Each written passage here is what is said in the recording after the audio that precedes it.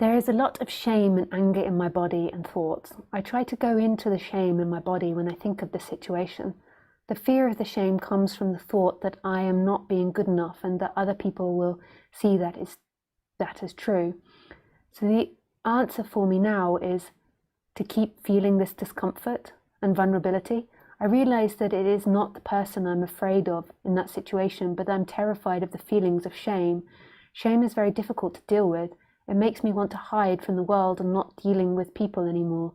Do you have any other suggestions how to deal with it? Hey Monique.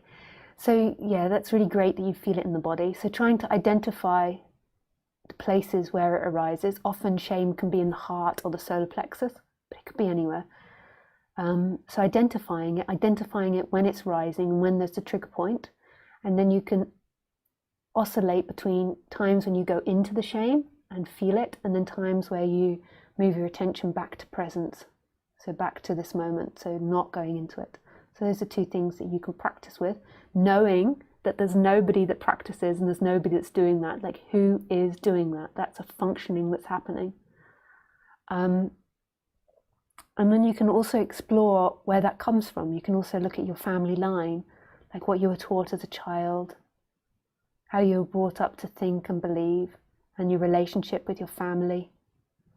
So you can also use the feeling to explore that as well.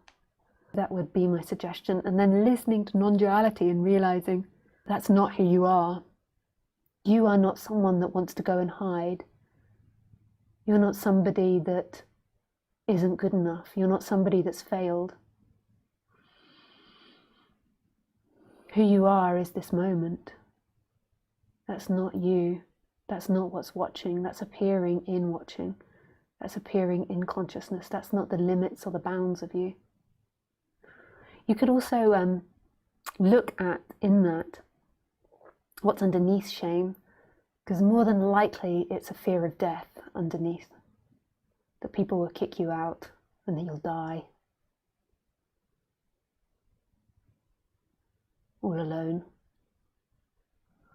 But yeah, thank you for your vulnerability, Monique, and for sharing that.